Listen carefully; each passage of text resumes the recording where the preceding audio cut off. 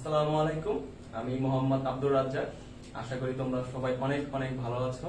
গত ক্লাসে আমরা গুণগত রসায়নের উপর ঢাকা বিশ্ববিদ্যালয়ে যে ধরনের টপিক থেকে কোশ্চেন আসতে পারে সেই টপিকগুলো থেকে কি ধরনের বিগত বছরের প্রশ্নগুলো এসেছিল ওই প্রশ্নগুলো আমরা আলোচনা করেছিলাম। আজকে আমরা কেমিস্ট্রি ফার্স্ট পেপারের মৌলসমূহের পর্যায়বৃত্ত ধর্ম ও রাসায়নিক বন্ধনের চ্যাপ্টারটার উপর বিস্তারিত আলোচনা করব এবং ঢাকা ইউনিভার্সিটি কি কি ধরনের বিগত বছরের প্রশ্নগুলো এসেছিল এবং কি কি ধরনের প্রশ্ন এই বছরে আসতে পারে সেই টপিকগুলো আমরা আলোচনা করব। যারা যারা ক্লাসে যুক্ত হয়েছে তোমাদের অসংখ্য ধন্যবাদ। তোমাদের বন্ধুদের মেনশন করতে থাকো এবং ক্লাসটা শেয়ার করে দাও যাতে সবাই এই ক্লাসটা থেকে উপকৃত হতে পারে। এবং তোমরা ক্লাসের শুরুতে তোমরা সবাই একটু হেডফোন ইউজ করবে, এই জন্য আন্তরিক দুঃখিত। আজকে মাইক্রোফোনের প্রবলেমের জন্য একটু তোমরা একটু হেডফোন ইউজ করবে। আশা করি নেক্সট ক্লাস থেকে এরকম আর কোনো সমস্যা হবে না। ইসরাত জাহান, আসসালামু আলাইকুম ভাইয়া। ওয়ালাইকুম সালাম। ভাইয়া সাউন্ড ক্লিয়ার না? এখন কি সাউন্ড শোনা যাচ্ছে? একটু কমেন্ট করেন।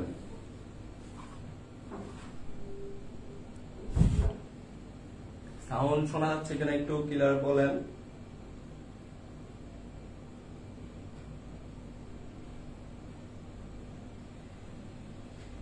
ওকে, আমি মুজাহিদুল ইসলাম তোহা বলেছে সাউন্ড ক্লিয়ার। থ্যাংক ইউ ভাইয়া। তো যারা যারা লাইভে যুক্ত হয়েছো তোমরা তোমাদের ফ্রেন্ডদের মেনশন করতে থাকো এবং ক্লাসটি শেয়ার করে দাও যাতে তোমাদের বন্ধুরা এই ক্লাসটি থেকে উপকৃত হতে পারে। তো আমরা গত ক্লাসে বলছিলাম গুণগত রসায়নের উপর আলোচনা করেছিলাম। আজকে মৌলসমূহের পর্যায়বৃত্ত ধর্ম ও রাসায়নিক বন্ধনের উপর আলোচনা করব। তো এই চ্যাপ্টারটাকে কিভাবে আমরা ভাগ করেছি, প্রথমে আমরা কি কি টপিক থেকে ঢাকা ইউনিভার্সিটির এই বছর প্রশ্ন আসতে পারে সেই টপিকগুলো আমরা প্রথমে ডিসপ্লেতে দেখাচ্ছি। প্রথম টপিকটা হচ্ছে অবস্থান্তর মৌল।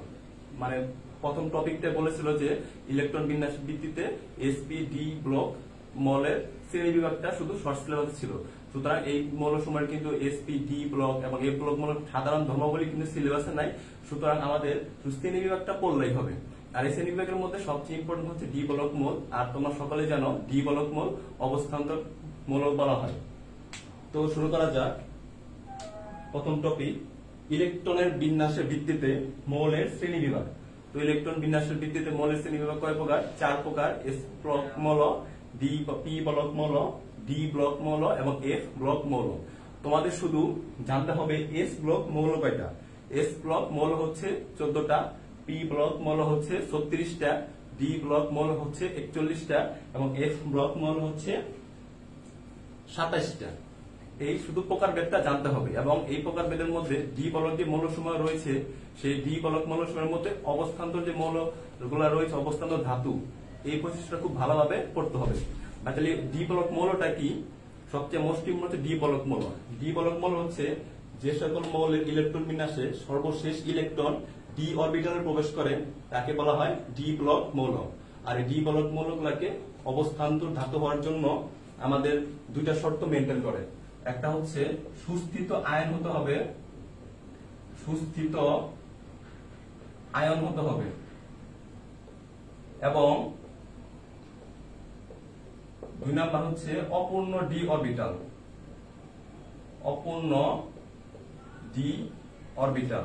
আমরা জানি ডি অরবিটালে সর্বোচ্চ 10টা ইলেকট্রন থাকতে পারে, কিন্তু এখানে ডিতে সর্বোচ্চ 1 থেকে 9 পর্যন্ত থাকতে পারবে।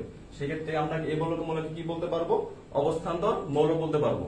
এবং এই টপিক থেকে কিন্তু ঢাকা ভার্সিটিতে বিগত বছরে কিন্তু অবস্থান মৌল থেকে কিন্তু কোশ্চেন আসছে। তো অবস্থান মৌল হচ্ছে কি? ডি ব্লক মৌলে প্রবেশ করবে এবং ডিতে অপূর্ণ ইলেকট্রন থাকবে, অর্থাৎ 1 থেকে 9 এর মধ্যে ইলেকট্রন থাকবে। তো প্রথম প্রশ্ন আমরা শুরু করি। প্রথম প্রশ্ন বলছে আর্গন 328 ইলেকট্রন বিন্যাস বিশিষ্ট মৌলটি, অর্থাৎ ঢাকা ইউনিভার্সিটি 2006-07 সালে এই প্রশ্নটা এসেছিল। আমরা বলছি যে এই মৌলটা কি। এখানে কিন্তু ইংলিশ টার্মগুলো কিন্তু ইউজ করা হয়েছে। তোমরা জেনে থাকবে যে ঢাকা ইউনিভার্সিটি ইংলিশ টার্মগুলো কিন্তু দিয়ে দেয় এবং এখানে তোমরা ইংলিশ টার্মগুলো কিন্তু একটু তোমাদের সাথে পরিচিত থাকতে হবে। যেমন অ্যান অ্যালকালি মেটাল অর্থ কি? ক্ষার ধাতু।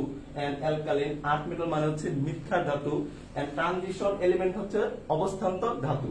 আর ডি হচ্ছে এস ব্লক এলিমেন্ট, অর্থাৎ এস ব্লক ধাতুকে নিয়ে এটা। অর্থাৎ আমরা জানি এখানে কোন অরবিটাল ইলেকট্রন সর্বশেষ প্রবেশ করেছে? ডি অরবিটাল ইলেকট্রন সর্বশেষ প্রবেশ করেছে। অর্থাৎ আহ্বান নীতি অনুসারে আমরা কি শিখেছিলাম?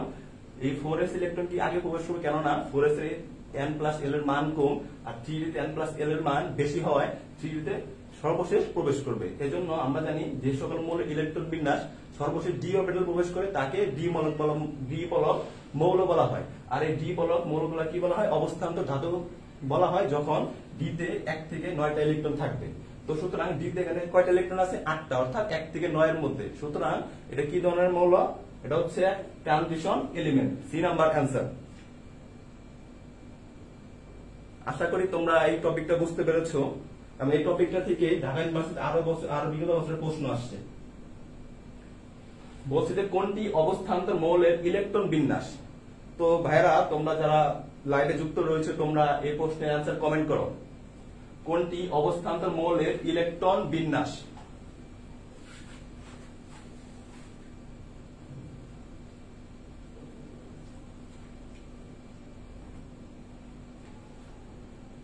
কোনটি অবস্থান্তর মৌল ইলেকট্রন বিন্যাস? দেখা যাচ্ছে আর্গন। আর্গন মানে কি? 18 4s এ প্রবেশ করেছে, অর্থাৎ s, এটা হচ্ছে s ব্লক মৌল। আমরা হচ্ছে অবস্থান্তর মৌল কাকে বলবো? অবস্থান্তর মৌল হওয়ার জন্য কি d ব্লক মৌল হওয়া লাগবে। আমরা শুধু d ব্লক মৌল হলে হবে না, d ব্লকে 1 থেকে 9টা ইলেকট্রন থাকতে হবে। সেই ক্ষেত্রে আমরা অবস্থান্তর মৌল বলতে পারবো। এবং অনেকে কমেন্ট করেছো অস্পর্শী নীলাম্বরী সি, সুলতানা রাজিয়া শিল্পী সি। তো আমরা দেখছি এখানে s অরবিটালে সর্বশেষ ইলেকট্রন প্রবেশ করেছে, তার মানে এটা কি s ব্লক মৌল। এটা হবে না, বলছে অবস্থান্তর মৌল। আর অবস্থান্তর মৌল হওয়ার কন্ডিশন নাকি d অরবিটাল ইলেকট্রন প্রবেশ করতে হবে। a আর b তে তো d অরবিটাল ইলেকট্রন প্রবেশ করে নাই, তার মানে a আর b অপশন আমাকে এলিমিনেশন করা শিখতে হবে। যেমন c আর d এর মধ্যে কি d নাম্বারের কয়টা? 10টা ইলেকট্রন। আমি বলছি কি অবস্থান্তর মৌলতে কি থাকবে? d তে সর্বোচ্চ 1 থেকে 9টা ইলেকট্রন থাকলে আমরা কি বলবো? অবস্থান্তর মৌল। সুতরাং 2 নাম্বার প্রশ্নের অ্যান্সার হচ্ছে C. MD Rezaul Karim C, MD মাহাদি হাসান সি, ইসরাত জাহান সি। সকলকে অসংখ্য ধন্যবাদ। সুতরাং 2 নাম্বারের অ্যান্সার হচ্ছে সি।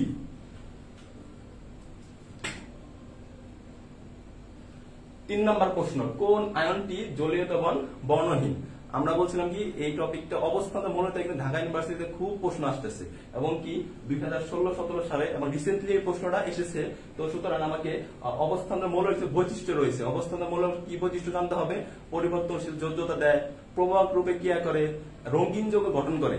শুধু এই বৈশিষ্ট্যগুলো জানলেই চলবে, কেননা বিস্তারিত যদি সাধারণ যে ধর্মাবলী ওগুলো কিন্তু সিলেবাসে নাই। সুতরাং আমরা যদি অবস্থান্তর মৌল কি রঙিন যৌগ দেয়, তার মানে এখানে দেখবো যে কোনটা অবস্থান্তর মৌল, রঙিন যৌগ দেবে। প্রশ্ন বলতে কোন আয়নটি জলীয় বর্ণহীন, মানে বর্ণ দেয় না। আমরা যদি অবস্থান্তর মৌল 3টা ইন্ডিকেট করতে পারি, বাকিটা কি বর্ণ দিবে না? অবস্থান্তর মৌল কোনটা? নিকেল 2+। নিকেলের ইলেকট্রন বিন্যাস কত? 28। তাহলে আমার কি হবে? Argon 4s2 3d8। এখানে কি বলছে? নিকেল 2+। তার মানে এখানে 2টা ইলেকট্রন যদি আমি সরাই দেই তাহলে কি d অরবিটালে 8টা ইলেকট্রন প্রবেশ করে, তার মানে a নাম্বারটি কি অবস্থান্তর মৌল। b নাম্বারটা হচ্ছে আয়রন 2+। আয়রন 2+ ইলেকট্রন বিন্যাস হচ্ছে আর্গন 3d6। অর্থাৎ এটাও কি d অরবিটালে কি 1 থেকে 9 এর মধ্যে ইলেকট্রন আছে, তাহলে b নাম্বারটা কি অবস্থান্তর মৌল, এটা রঙিন যৌগ গঠন করে। c নাম্বারটা কপার 2+। কপার 2+ এর ইলেকট্রন বিন্যাস হচ্ছে আর্গন 4s1 3d10। আমরা বলছি কি কপার 2+, অর্থাৎ s অরবিটাল থেকে ইলেকট্রন আগে বের হয়ে যাবে, তারপর এখান থেকে একটা ইলেকট্রন বের হয়ে যাবে। তার মানে a নাম্বার অবস্থান্তর মৌল, b নাম্বার অবস্থান্তর মৌল, c নাম্বারও কি অবস্থান্তর মৌল। d number zinc 2+। আমি বলছি কি অবস্থান্তর মৌলটি রঙিন যৌগ গঠন করে, তাহলে d নাম্বার কি জিঙ্ক 2+। জিঙ্ক 2+ ইলেকট্রন বিন্যাস হচ্ছে আর্গন d10। অর্থাৎ এই যে d তে 10টা ইলেকট্রন প্রবেশ করে, তার মানে এটা কি অবস্থান্তর মৌল নয়।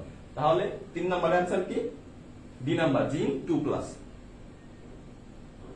এমডি মাহাদি হাসান জিঙ্ক 2+। হ্যাঁ, থ্যাংক ইউ ভাইয়া। তাহলে অ্যান্সার কি জিঙ্ক 2+। 4 নাম্বার প্রশ্নে অ্যান্সার ভাইয়ারা কমেন্ট করতে থাকো। 4 নাম্বার প্রশ্নে কি বলেছে? প্রথম ট্রানজিশন ধাতু সিরিজে। ট্রানজিশন মানে কি? অবস্থান্তর সিরিজ, মানে অবস্থান্তর ধাতু সিরিজের একটি ধাতু হতে প্রাপ্ত একটি M3+ আয়নে 5টি ইলেকট্রন 3d সাব শেলে অবস্থিত। M3+ আয়নটি কি হতে পারে? তার মানে এটা হচ্ছে কি অবস্থান্তর মৌল, 3d তে ইলেকট্রন থাকতে হবে, অর্থাৎ M3+ আয়নে 3d অরবিটাল কয়টা ইলেকট্রন থাকতে হবে? 5টা ইলেকট্রন থাকতে হবে। কারণ ক্রোমিয়াম 3+ আমরা ইলেকট্রন বিন্যাস করি, যদি আমরা ক্রোমিয়ামের ইলেকট্রন বিন্যাস করি সেক্ষেত্রে আসে আর্গন 4s1 3d5, কিন্তু এখানে বলছি ক্রোমিয়াম 3+, তাহলে s থেকে একটা চলে যাবে এবং এখান থেকে দুইটা চলে যাবে, এখান থেকে 3, অর্থাৎ ক্রোমিয়াম 3+। তাহলে আমার কি 3d তে অরবিটাল কয় ইলেকট্রন থাকতে হবে? 5টা ইলেকট্রন থাকতে হবে, মানে একটি ধাতুতে একটি M3+ আয়নে 5টা ইলেকট্রন 3d সাপেক্ষে অবস্থিত থাকতে হবে। তাহলে 3d তে কয়টা ইলেকট্রন? 3টা, তাহলে এটা কিন্তু অ্যানসার হবে না। যেমন আমরা ম্যাঙ্গানিজ 3+, ম্যাঙ্গানিজ 3+ এর কি আর্গন 4s1 3d5, অর্থাৎ 3টা ইলেকট্রন, 4s থেকে দুটো চলে যাবে এবং এখান থেকে একটা ইলেকট্রন চলে যাবে, অর্থাৎ 3d এখানেও কি 4টা ইলেকট্রন, কিন্তু আমার লাগবে 3d অরবিটালে 5টা ইলেকট্রন থাকা লাগবে এবং ম্যাঙ্গানিজ 3+ আয়নে, সুতরাং বি নম্বরের आंसर হবে না। সি নাম্বার কি আয়রন 3+, আয়রনের ইলেকট্রন বিন্যাস আমরা জানি 26, আর্গন 4s2 3d6, কি বলতে হবে? আয়রন 3+, যদি এখানে 3+ দেই তাহলে s থেকে দুটো ইলেকট্রন আগে চলে যাবে, তারপর এখান থেকে একটা ইলেকট্রন চলে যাবে, অর্থাৎ আয়রন 3+ সঠিক आंसर। কারণ বলছে যে M3+ আয়নে Fe3+ আয়নে 3d সাবশেলে কয়টা ইলেকট্রন থাকতে হবে? 5টা ইলেকট্রন থাকতে হবে। তো এর आंसर কি? এই যে Fe3+ এর কি 5টা ইলেকট্রন রয়েছে। MD Mujahidul Islam Toha Fe3+, MD Mahadi Hasan Fe3+, thank you ভাইয়া। আমরা পরের প্রশ্নে যাই। কোনটি অবস্থান্তর মৌল নয়? আমি কেন এই টপিকটা থেকে এত প্রশ্ন সলভ করাচ্ছি, কেননা বিগত বছরে তুমি দেখতেই পাচ্ছ 4টা প্রশ্ন কিন্তু ঢাকা ইউনিভার্সিটিতে এই অবস্থান্তর মৌল থেকে প্রশ্নটা আসছে, তার মানে এই টপিকটা কিন্তু খুবই ইম্পর্টেন্ট। কোনটি অবস্থান্তর মৌল নয়? অবস্থান্তর মৌলের কন্ডিশন হচ্ছে কি d অরবিটাল ইলেকট্রন প্রবেশ করতে হবে এবং d তে অপূর্ণ ইলেকট্রন থাকতে হবে, 1 থেকে 9 পর্যন্ত ইলেকট্রন থাকতে পারবে। কারণ আয়রনে কি 26 একটু ইলেকট্রন বিন্যাস করছিলাম, ওখানে কি d অরবিটাল ইলেকট্রন প্রবেশ করে, এটা অবস্থান্তর মৌল। তারপর নিকেল একটু ইলেকট্রন বিন্যাস করেছিলাম 28, ওটার d অরবিটাল ইলেকট্রন প্রবেশ করে। কিন্তু কোবাল্ট আর জিঙ্ক, যেমন জিঙ্কে যদি আমরা ইলেকট্রন বিন্যাস করতে যাই সেক্ষেত্রে জিঙ্কের পারমাণবিক সংখ্যা হচ্ছে 30, আর্গন 4s2 3d10, অর্থাৎ কোনটি অবস্থান্তর মৌল না? মানে আয়রন অবস্থান্তর মৌল, কপার 27 এটা অবস্থান্তর মৌল, নিকেল এটা অবস্থান্তর মৌল, জিঙ্কের অবস্থান্তর মৌল নয়, কেননা আমি বলছি কি d অরবিটালে 1 থেকে 9টা ইলেকট্রন থাকলে সেটা একমাত্র কি অবস্থান্তর মৌল, কিন্তু এখানে 3d সেলে 10টা ইলেকট্রন রয়েছে, এই কারণে এটা কি অবস্থান্তর মৌল নয়। 88 নম্বরে জিঙ্ক, অনেক কর্মকার, অমৃত ডি, ইসরাত জাহান ডি, সবাইকে অসংখ্য ধন্যবাদ। আমরা পরের টপিকে যাই।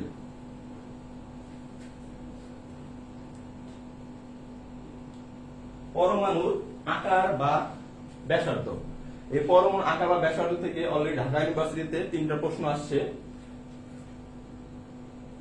এটা হলো পরমাণু আকারটা কি বা পারমাণবিক ব্যাসার্ধটা কি? পরমাণু আকার বা পারমাণবিক ব্যাসার্ধ হচ্ছে বহিস্থ ইলেকট্রনের সাথে নিউক্লিয়াসের মেঘের দূরত্বকে বোঝায়, এবং আমরা জানি একই পর্যায়ে বাম থেকে ডানে পরমাণুর আকার কি ক্রমান্বয়ে কি হ্রাস পেতে থাকে, এবং একই গ্রুপে উপর থেকে নিচের দিকে পরমাণুর আকার ক্রমাগত কি বৃদ্ধি পেতে থাকে। কেন একই পর্যায়ে বাম থেকে ডানে পরমাণুর আকার হ্রাস পায়? সোডিয়াম, ম্যাগনেসিয়াম, অ্যালুমিনিয়াম গুলো কি 3 নম্বর পর্যায়ের মৌল, সুতরাং একই পর্যায়ে বাম থেকে ডানে যত যাচ্ছি তত পরমাণুর আকার কি হ্রাস পাচ্ছে। এই হ্রাস পাওয়ার মেন কারণটা কি? স্থির বৈদ্যুতিক আকর্ষণ বল, অর্থাৎ পজিটিভ চার্জ ও নেগেটিভ চার্জের মধ্যে যে আকর্ষণ বলটা হয় তাকে বলা হয় স্থির বৈদ্যুতিক আকর্ষণ বল।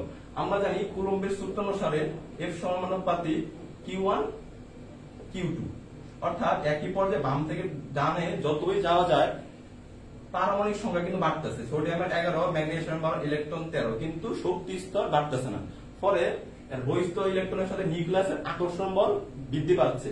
যদি আমরা সোডিয়ামের ইলেকট্রন কি আমরা জানি দুটি ভিন্নধর্মী চার্জের মধ্যে যদি আকর্ষণ বল কাজ করে, সেই আকর্ষণ বলের মান তাদের চার্জের গুণফলের কি হয় সমানুপাতিক হয়। তাহলে আমরা এই একটা চার্জকে নিউক্লিয়াসের চার্জ ধরে নিচ্ছি, আর একটা চার্জকে হচ্ছে ইলেকট্রনের চার্জ, অর্থাৎ সোডিয়াম ইলেকট্রন কয়টা 11, প্রোটন কয়টা 11।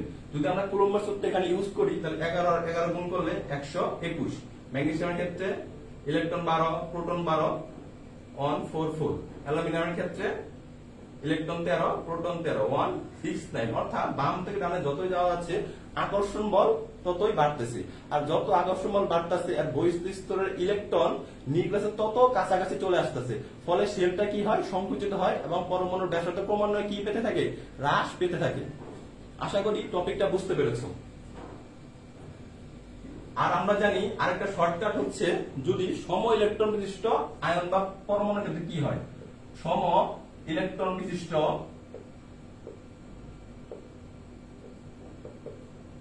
এই টপিকটা থেকেই দুইটা প্রশ্ন আছে ঢাকা ইউনিভার্সিটিতে। সম ইলেকট্রন বিশিষ্ট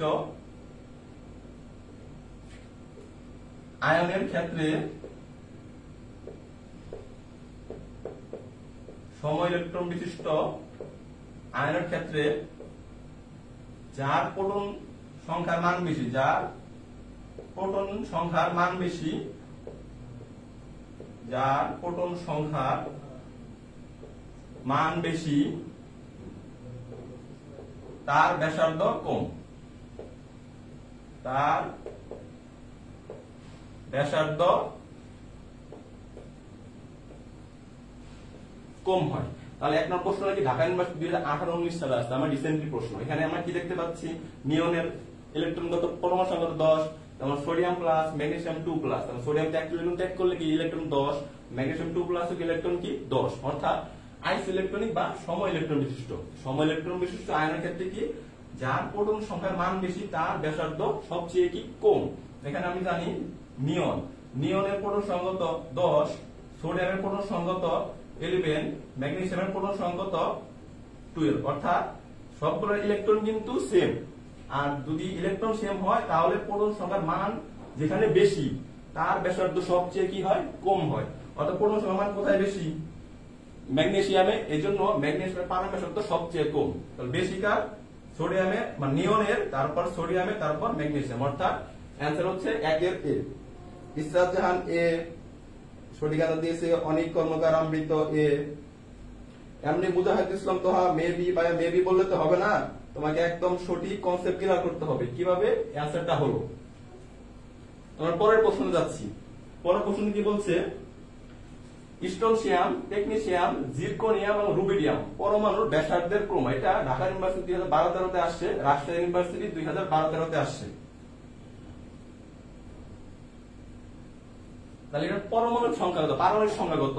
আমরা জানি রুবিডিয়ামের পারমাণবিক সংখ্যা কত, 37, স্ট্রনশিয়াম পারমাণবিক সংখ্যা 38, আর জিরকনিয়ামের পারমাণবিক সংখ্যা 40 এবং টেকনিশিয়ামের পারমাণবিক সংখ্যা 43। এগুলো হচ্ছে পঞ্চম পর্যায়ের মৌল, অর্থাৎ একই পর্যায়ে বাম থেকে ডানে পরমাণুর আকার হ্রাস পায়। অর্থাৎ সবচেয়ে ডানে কে টেকনিশিয়াম, টেকনিশিয়ামের আকার সবচেয়ে কি কম। তাহলে অপশন খোঁজো, এ নম্বরে কি টেকনিশিয়াম কি সবচেয়ে লাস্টে, তার মানে এটার আকার সবচেয়ে কম। আকার কার বেশি, রুবিডিয়াম, তারপর স্ট্রনশিয়াম, জিরকনিয়াম, তারপর হচ্ছে কি টেকনিশিয়াম। অস্পর্শী নম্বরই এ। থ্যাংক ইউ আপু, আপনার আনসার সঠিক হয়েছে। তো 3 নম্বর প্রশ্ন যাচ্ছি। 3 নম্বর প্রশ্নে ভাইয়ারা একটু কমেন্ট করো। 1 নম্বরের মধ্যে প্রশ্ন, নিম্নের কোনটির ব্যাসার্ধ সবচেয়ে কম? 3 নম্বর লিখে সবাই অ্যান্সার করো।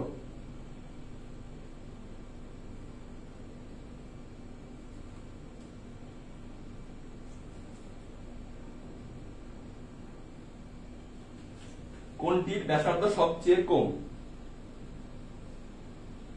অস্পর্শী 2 নম্বরে কমেন্ট করেছে ডি।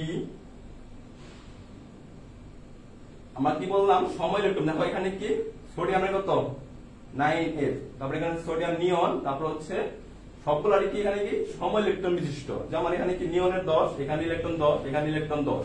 আমি বলছি যদি আইসোইলেকট্রনিক হয় সেক্ষেত্রে যার প্রোটন সংখ্যা বেশি তার ব্যাসার্ধ সবচেয়ে কম। এখানে ম্যাগনেসিয়ামের ক্ষেত্রে কি প্রোটন সংখ্যা বেশি, এই কারণে ম্যাগনেসিয়ামের পরমাণুর ব্যাসার্ধ সবচেয়ে কম।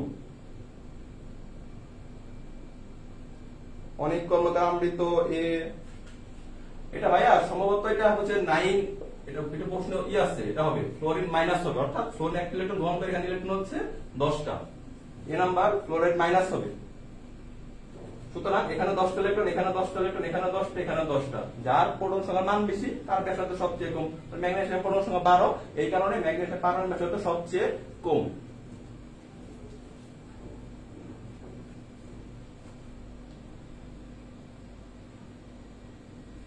পরের প্রশ্ন হচ্ছে আয়নীকরণ শক্তি, এবং আয়নীকরণ শক্তি থেকে বিগত বছর ঢাকা ইউনিভার্সিটি বেশ কিছু প্রশ্ন আসছে। তো আয়নীকরণ শক্তিটা কি? উৎসব দাস ভাই বুঝা জানা মাইনাসটা, জি ভাই এখানে মাইনাস হবে। আয়নীকরণ শক্তি, আয়নীকরণ শক্তি হচ্ছে গ্যাসীয় অবস্থায় 1 মোল পরমাণুতে 1 মোল ইলেকট্রন সরিয়ে একে ধনাত্মক আয়নে পরিণত করতে যে পরিমাণ শক্তির প্রয়োজন তাকে বলা হয় আয়নীকরণ শক্তি।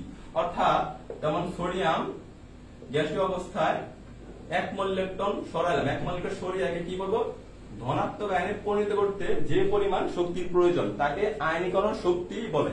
আর আয়নীকরণ শক্তি আমরা কি জানি, একই পর্যায়ে বাম থেকে ডানে আয়নীকরণ শক্তির মান ক্রমান্বয়ে কি বৃদ্ধি পেতে থাকে, কারণ নিউক্লিয়াস স্তরের বহিঃস্থিত স্তরের আকর্ষণ কি মানটা কি বৃদ্ধি পেতে থাকে, এবং একই গ্রুপের উপর নিচের দিকে আয়নীকরণ শক্তির মান কমতে থাকে। অর্থাৎ আয়নীকরণ শক্তি হচ্ছে কি ইলেকট্রন ত্যাগ করা, অর্থাৎ ইলেকট্রন দান করা। কারণ 1 নম্বর প্রশ্ন বলছে কি লিথিয়াম ও নিয়নের মধ্যবর্তী একটি মৌলের প্রথম 7টি আয়নীকরণ শক্তির সমান যথাক্রমে। অর্থাৎ লিথিয়াম এবং নিয়নের মধ্যবর্তী একটা মৌল হবে যার 7টা আয়নীকরণ শক্তি আছে।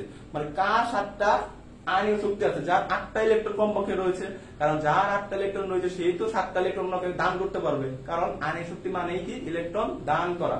অর্থাৎ লিথিয়াম এবং নিয়ন কিন্তু হবে না, মানে এর মধ্যবর্তী একটা মৌল হবে। লিথিয়ামের পরে কি beryllium, boron, carbon, nitrogen, oxygen, fluorine. অর্থাৎ এই 5টা 1 2 3 4 6টার মধ্যে অ্যান্সার হবে। অর্থাৎ যার মিনিমাম 8টা ইলেকট্রন রয়েছে সে কি 7 ইলেকট্রন কি করতে পারবে, দান করতে পারবে। দেখি বাইরের প্রশ্নে অ্যান্সার দাও। অর্থাৎ তার বেরিলিয়ামের পূর্ণসংখ্যা 4, বোরন 5, কার্বনের 6, নাইট্রোজেন 7, অক্সিজেন 8, ফ্লোরিন 9। অর্থাৎ যার 8টা ইলেকট্রন কমপক্ষে রয়েছে প্রোটন সে কি 7 ইলেকট্রন কমপক্ষে কি 7টা কি দান করতে পারবে। যেমন এখানে কিন্তু 7টাই আছে, সে কি 7টা দান করলে তো হবে না, এখানে তো 8টা না 7টা 8টা তো নাই, সে কি 7 ইলেকট্রন দান করবে। অ্যান্সার হতে পারে অক্সিজেন বা ফ্লোরিন। আমরা দেখব এখন কোন অপশনটা রয়েছে। কারণ 1s2 যদি এখানে যুক্ত 1s2 তাহলে এখানে বেরিলিয়াম 1s2 যুক্ত করি 2s2 অর্থাৎ বোরন 1s2 2s2 2p4, অর্থাৎ কিন্তু 1s2 যুক্ত করি তারপর 2s2 তারপর 2p4, অর্থাৎ এখানে কত 8টা। অর্থাৎ আর ডি নাম্বার কি 1s2 2s2 2p6, ওটা হচ্ছে নিয়নের ইলেকট্রন বিন্যাস। কিন্তু লিথিয়াম এবং নিয়নের মাঝামাঝি হতে হবে, অর্থাৎ লিথিয়াম এবং নিয়ন কি অ্যান্সার হতে পারবে না। অ্যান্সার হতে পারে কি সি নাম্বার, অর্থাৎ অক্সিজেনের 8টা ইলেকট্রন কমপক্ষে রয়েছে সে কি 7টা ইলেকট্রন কাউকে কি দান করতে পারবে। ফ্লোরিনের অ্যান্সার হতো যদি এখানে ফ্লোরিন একটা অপশন থাকতো, যদি 2s2 2p5 থাকতো ডি নাম্বারে, সেক্ষেত্রে ডি নাম্বারটা অ্যান্সার হতো। আশা করি সবাই বুঝতে পেরেছো। জেসমিন আক্তার অক্সিজেন, মুহতাজি খান মোহন ক্লাস ভালো হচ্ছে, অনেক উপকার হলো স্যার, থ্যাংক ইউ। আশা করি তোমরা সবাই লেগে থাকো, এবং তোমরা যদি লেগে থাকো ইনশাআল্লাহ সফলতা আসবে। 2 নাম্বার, নিম্নের কোন মৌলটির আয়নীকরণ শক্তি সবচেয়ে বেশি? Sodium, potassium, rubidium, caesium. ভাইরা কমেন্ট করে জানিয়ে দাও 2 নাম্বার প্রশ্নের অ্যান্সারটা কি হবে।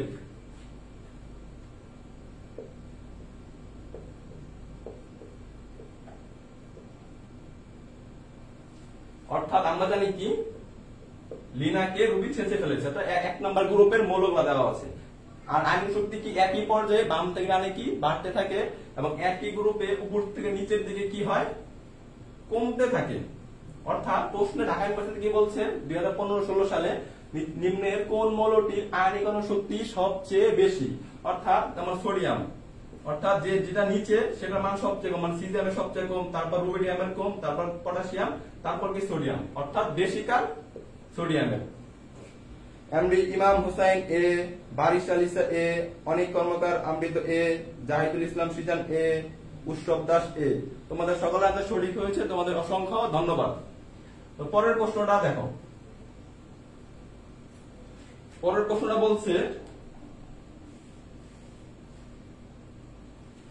নিম্নের কোনটি থেকে একটি ইলেকট্রন অপসারণের জন্য সবচেয়ে বেশি শক্তি প্রয়োজন? অর্থাৎ একটি ইলেকট্রন কি করা লাগবে, অপসারণ করা লাগবে। এখানে সম্প্রতি আর্গন কি নিষ্ক্রিয় গ্যাস, সোডিয়াম যদি একটা ইলেকট্রন কি করে ত্যাগ করেছে সেখানে কি সোডিয়াম নিষ্ক্রিয় গ্যাস হয়ে গেছে। অ্যালুমিনিয়াম 3+ তিনটা ইলেকট্রন ত্যাগ করেছে, সেখানে কি অ্যালুমিনিয়াম কি নিয়নের মধ্যে ইলেকট্রন শোষণ করেছে, ক্লোরিন কি করছে, একটা ইলেকট্রন গ্রহণ করছে, অর্থাৎ সেখানে গিয়ে নিষ্ক্রিয় গ্যাসের মতো ইলেকট্রন বিন্যাস অর্জন করছে। একটা বিষয় মনে রাখতে হবে, ইলেকট্রন ত্যাগের ফলে যদি অষ্টক প্রবণতা হয় সেক্ষেত্রে আয়নিক শক্তির মান অনেক বেশি হয় এবং কি নিষ্ক্রিয় গ্যাসের মানের চেয়ে অনেক বেশি হয়।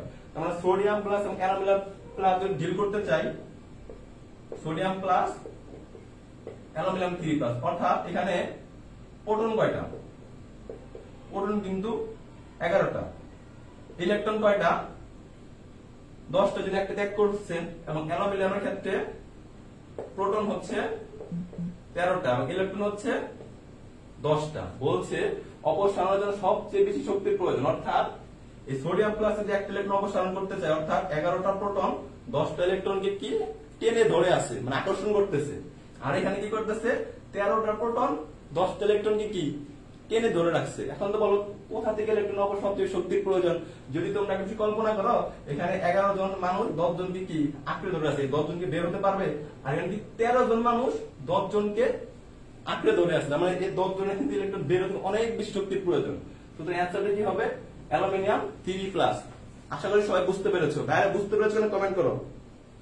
এমডি ইমাম হোসেন, অ্যালুমিনিয়াম, সিয়াম রাসার, উৎসব দাস, সি, থ্যাংক ইউ ভাইয়া। এমডি মোজাহিদুল ইসলাম তোহা, আগুন বলেছে ভাই, বললাম তো যদি ইলেকট্রন ত্যাগের ফলে যদি অষ্টক প্রবণতা অর্জন করে সেক্ষেত্রে আয়নীকরণ শক্তির মান নিষ্ক্রিয় গ্যাসের চেয়ে অনেক পরিমাণ বেশি হয়। সুতরাং আর্গন অ্যান্সারটা হবে না। পরের প্রশ্ন,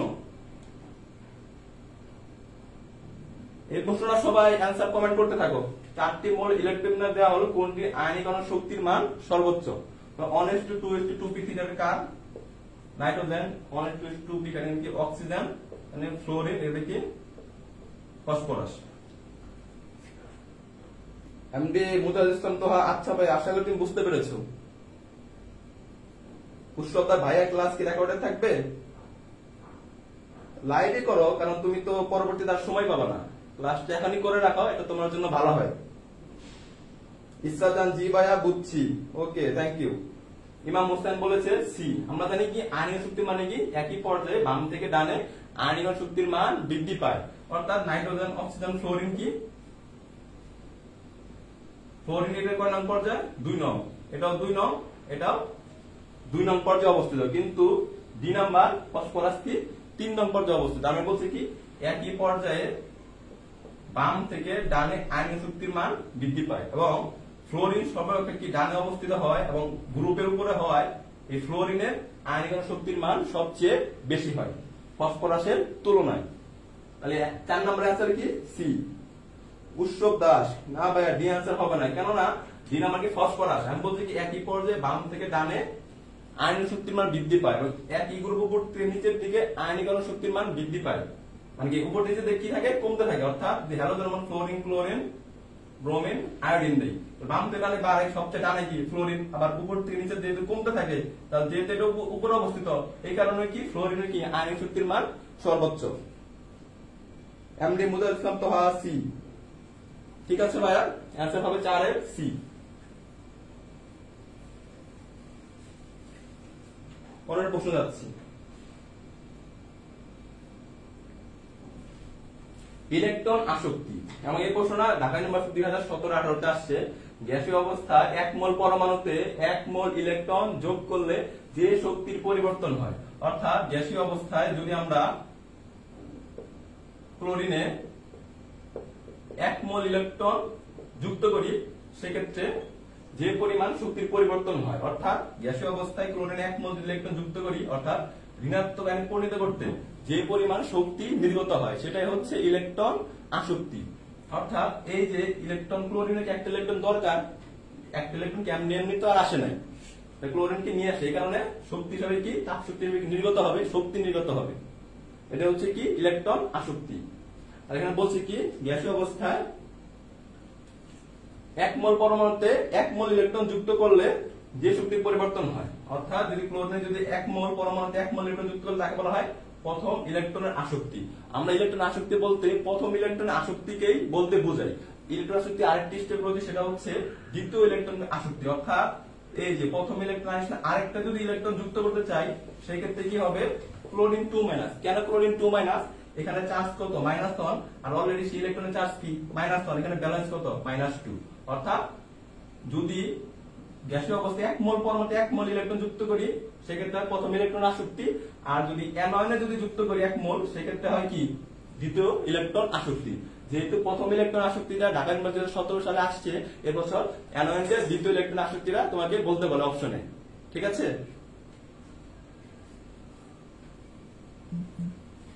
পরের প্রশ্ন যাচ্ছি।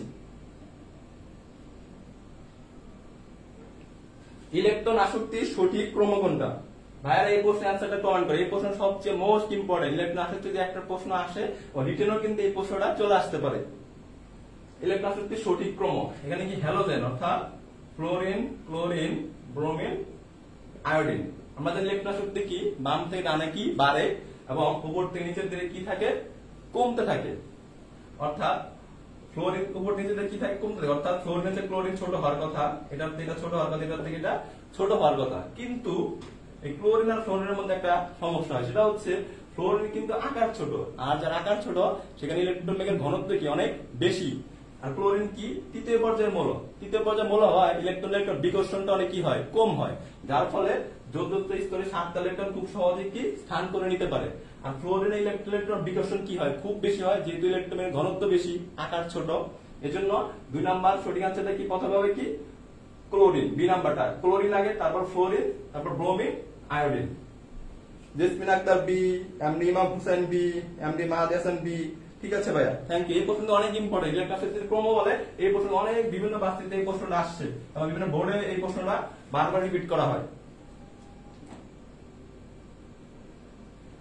এরপরে কি সিগমা ও পাই বন্ধন। সিগমা ও পাই বন্ধন থেকে বিগত বছরে 2012, 13, 14 প্রশ্ন আসছে, 12, 13 প্রশ্নটা আসছে। এখানে একটা শর্টকাট হচ্ছে যদি এলিফেটিক যোগ হয় সেক্ষেত্রে আমরা সিগমা বন্ধন কিভাবে বের করব, n-1।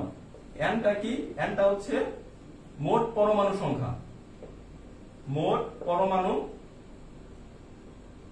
সংখ্যা। এখানে কি বলতে প্রোপাইনে, প্রোপাইনে কি CH3CH, অর্থাৎ এখানে কি বলতে সিগমা ও পাই বন্ধন। আর পাই বন্ধন আমাদের কি দ্বিবন্ধন থাকলে একটা সিগমা একটা পাই, আর যদি ত্রিবন্ধন থাকে একটা সিগমা দুইটা পাই বন্ধন থাকে। তো আমরা এখানে কি ত্রিবন্ধন আছে যেহেতু প্রোপাইন অ্যালকাইন, এজন্য ত্রিবন্ধন থাকার কারণে এখানে কি দুইটা পাই, অর্থাৎ দুইটা পাই কিন্তু এ তে, বি তে এবং সি তে দেওয়া, তাহলে ডি নাম্বার 4টা পাই হবে, তাহলে ডি নাম্বার অপশন এলিমিনেশন বার। আমরা হচ্ছে সিগমা বন্ধন কি বের করব, n মাইনাস অর্থাৎ মোট পরমাণু সংখ্যা থেকে এক কি করব বিয়োগ করব। মোট পরমাণু সংখ্যা এখানে 1 3 4 5 6 7, মোট পরমাণু এখানে কত 7, n এর মান 7 আর কি এক কি করব বিয়োগ করব, তাহলে কি হবে 6। অর্থাৎ এখানে প্রোপাইনের সিগমা বন্ধন কয়টা, 6টা সিগমা বন্ধন, 2টা পাই বন্ধন। পাই বন্ধন 2টা কেন হলো ত্রিবন্ধন আছে। ঠিক আছে, অনেক কমেন্ট করেছো বি নাম্বার। জি ভাইয়া সরি, এক মিশ্রাজান সরি বি। জি ভাইয়া বি নাম্বার আনসারটাই হবে। আর পরের প্রশ্নটা দেখি তোমরা কমেন্ট করতে থাকো। তো 2 নাম্বারটাতে সিগমা ও পাই বন্ধনের সংখ্যা কত হবে? এমডি উৎসব দাস এ বলেছো, আরো কি কমেন্ট করতে থাকো। অর্থাৎ অর্থাৎ এখানে এই অনুতে সিগমা ও পাই বন্ধন, তার সিগমা বন্ধনের শর্টকাটটা কি মোট পরমাণু থেকে এক কি করব বিয়োগ করব, যেটা এলিফেটিক যৌগ। অর্থাৎ এই যে মোট পরমাণু কয়টা 1 3 4 5 6, তাহলে 6 থেকে যদি এক বিয়োগ করি তাহলে সিগমা বন্ধন কত 5টা। আর কি অপশন আছে, এ তে 5টা আছে, বি তে 4, তার মানে সিগমা বন্ধনের বি নাম্বারটা অপশন এলিমিনেশন বা সি তে 5 আছে, ডি তে 4। তার মানে আমাকে অপশন এলিমিনেশন করা শিখতে হবে, কেননা তুমি এমসি কিন্তু সর্বোচ্চ 30 থেকে 35 সেকেন্ড টাইম পাবা এবং তোমাকে কিন্তু অপশন এলিমিনেশন করা শিখতে হবে। যদি 4টা অপশন তাকাতে যাও সেক্ষেত্রে তোমার কিন্তু অনেক সময় লস হয়ে যাবে। অর্থাৎ এ অথবা সি আনসার হবে। আমরা পাই বন্ধন বের করব, এই যেখানে কিন্তু টি বন্ধনের মাধ্যমে যুক্ত থাকে এই কার্বন এটা কি নাইট্রাইল মূলকে টি বন্ধনের সাথে যুক্ত থাকে, এজন্য এটা কি কয়টা পাই বন্ধন থাকবে 2টা পাই বন্ধন থাকবে। তাহলে 2 নম্বরের आंसर হচ্ছে কি এ। অনেকে आंसर করেছো, থ্যাংক ইউ ভাইয়া। পরের প্রশ্নটা দেখো 3 নাম্বার।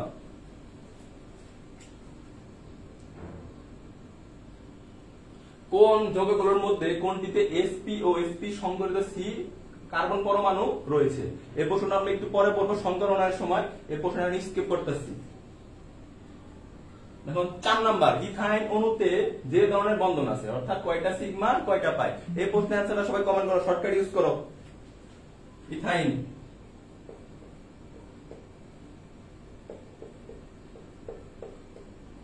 ইথাইন অণুতে যে ধরনের বন্ধন আছে, বারিশালিশা এ, এই প্রশ্নের অ্যান্সারটা কমেন্ট করো সবাই। শর্টকাটটা বুঝতে থাকো, আমি তাহলে বুঝবো যে ভাইয়া তোমার শর্টকাটটা বুঝতে পেরেছো। বারিশালিশা বি, 4 এর বি 5 এর বি এরকম করে বললেই ভালো হয়। এমনি মুজাহিদুল ইসলাম তো হা বি। আচ্ছা দেখতেছি, তাহলে ইথাইন, ইথাইনে কি মোট পরমাণু কয়টা? 1টা 2টা 3টা 4টা, অর্থাৎ 4টা থেকে 1 বের করলে কি সিগমা বন্ধন কয়টা? 3টা। 3 কোথায় আছে? বি তে, আর কি আছে? ডি তে। তাহলে এ আর সি কিন্তু আগেই বাদ। এখন আমাদের পাই বন্ধন, টি বন্ধনের জন্য কয়টা পাই বন্ধন থাকে? 2টা পাই বন্ধন থাকে। এজন্য 4 নম্বর অ্যান্সারটা কি হবে? সি নাম্বার, 2টা পাই বন্ধন, না বি নাম্বার, 3টা সিগমা বন্ধন এবং কি 2টা পাই বন্ধন। বারিশালিশা 4 5 2টাই বি। হ্যাঁ, 5 নম্বর প্রশ্নটা সেম, অর্থাৎ ইথাইনের সিগমা বন্ধন সংখ্যা কত? 3টা। বের করলাম, মোট পরমাণু থেকে 1 বের করলে সিগমা বন্ধন পাওয়া যায়। এলিফ্যাটিক যৌগ এটা। যদি বলা হয় অ্যারোমেটিক যৌগ, সেক্ষেত্রে মোট পরমাণু সংখ্যা হচ্ছে সিগমা বন্ধন, ওটা বেশিরভাগ পরীক্ষায় আসে না। তারপর হচ্ছে 6 নম্বর, এসিটিলিন যৌগের একটি অণুর মোট সিগমা বন্ধনের সংখ্যা হলো। এসিটিলিন কি? এসিটিলিন কিন্তু ইথাইনকে বলা হয়। তাহলে আমরা সেম প্রশ্ন, ঢাকা ইউনিভার্সিটি কিন্তু সেম প্রশ্নে কিন্তু 3 বার আসছে, ভাবা যায়। অত ইথাইন থেকে এখানে আসছে, এখানে 3 বার আসছে ইথাইন থেকে। তাহলে সিগমা ও পাই বন্ধন কিন্তু খুবই ইম্পর্টেন্ট। অর্থাৎ ঢাকা ইউনিভার্সিটি টপিকটা রিপিট করা হয়, মানে সিগমা ও পাই বন্ধন তুমি যে কোনোটাই তোমাকে শিখতে হবে। শর্টকাট থেকে শিখিয়ে দিলাম, ওই প্রশ্ন যদি আসে শর্টকাটে আপনাকে তুমি সহজে কি প্রশ্নটা কি করতে পারবা? সলভ করে ফেলতে পারবা। বারিশালিশা 6 এর এ, হ্যাঁ সেম প্রশ্ন 6 এর এ।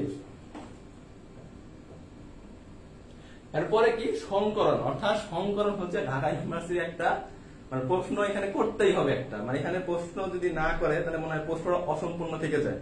অর্থাৎ সংকরণ আমার কিছু শর্টকাট আছে, যেমন আমাকে যদি কার্বন কার্বন একক বন্ধন থাকে সেক্ষেত্রে হয় sp3 সংকরণ, কার্বন কার্বন যদি দ্বিবন্ধন থাকে সেক্ষেত্রে হয় sp3 সংকরণ, কার্বন কার্বন যদি ত্রিবন্ধন থাকে সেক্ষেত্রে হয় sp সংকরণ। এবং এই টুক যদি যে জানতে পারবে সেই কিন্তু 2017-18-তে আর প্রশ্নটা কি খুব সহজে কি সলভ করে ফেলতে পারবে। অর্থাৎ এখানে কি বলছে, এই যৌগে কার্বন গুলো সংকরণ কিরকম, বন্ধন দেখি। এখানে কিন্তু একটা একক বন্ধন আর কি আছে? দ্বিবন্ধন। একক বন্ধনে কি হবে? কার্বন একক বন্ধনে কি sp3 সংকরণ। তাহলে কি আনসার একটা কি sp3, আবার একটা আছে দ্বিবন্ধন, দ্বিবন্ধনে কি থাকে? sp2। তাহলে একের আনসার কি হবে? sp2 সংকরণ এবং sp3 সংকরণ। বারিশালিশা C, MD Imam Hossain C, উৎসব দাস অর্গানিকের ক্লাস দিয়েন। জি ভাই, অর্গানিক ক্লাস আজকেই হবে, এই ক্লাসটা শেষ হওয়ার পরে।